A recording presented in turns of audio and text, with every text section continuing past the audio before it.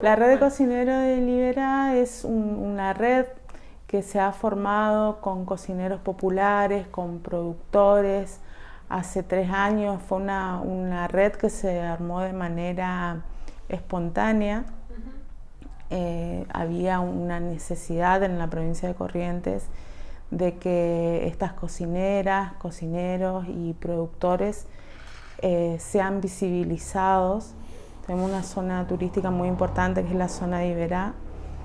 Entonces todas estas señoras que han tenido toda la vida la costumbre de cocinar en sus casas, que son las portadoras de saberes y de toda nuestra cultura que se fue perdiendo a lo largo del tiempo, surge un poco la propuesta de dar un apoyo a estas personas para que puedan trabajar en sus lugares de origen.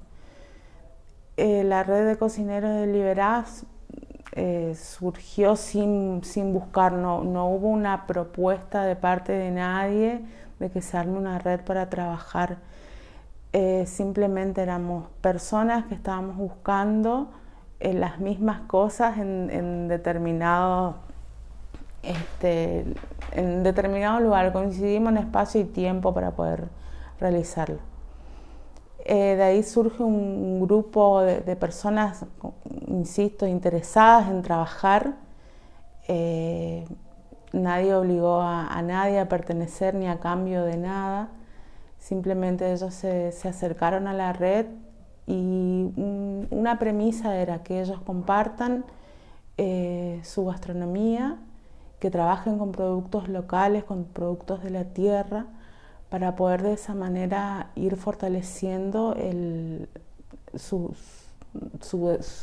digamos, el destino turístico, pero más que nada ir fortaleciendo la parte cultural que fuimos perdiendo a lo largo de todo este tiempo, y que puedan hacerse también de una manera de tener ingresos económicos en sus hogares. Somos 100 personas más o menos integrando la red. A lo largo de estos 3 años de trabajo hemos conseguido un montón de apoyo.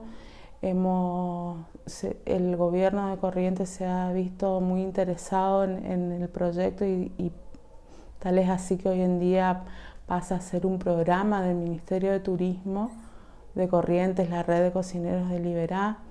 Hemos tenido el aporte de fundaciones como Flora y Fauna, Yetapá, INTA está presente dentro del proyecto también, trabajando, armando un conjunto. ¿Qué logramos en todos estos años?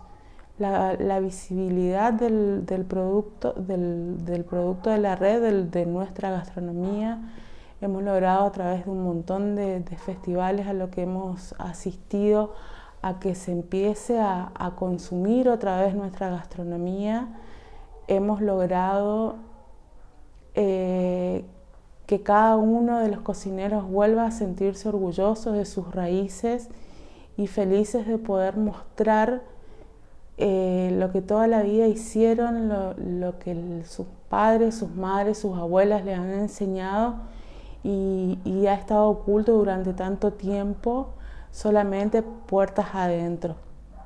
Entonces llevan ellos como una bandera, un estandarte de sus costumbres, orgullosos de lo que van logrando.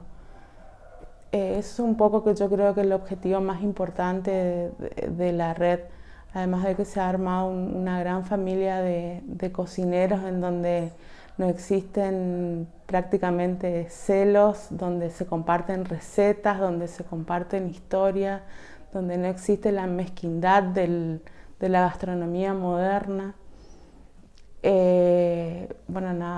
Felices de poder formar parte y colaborar con todos ellos a diario.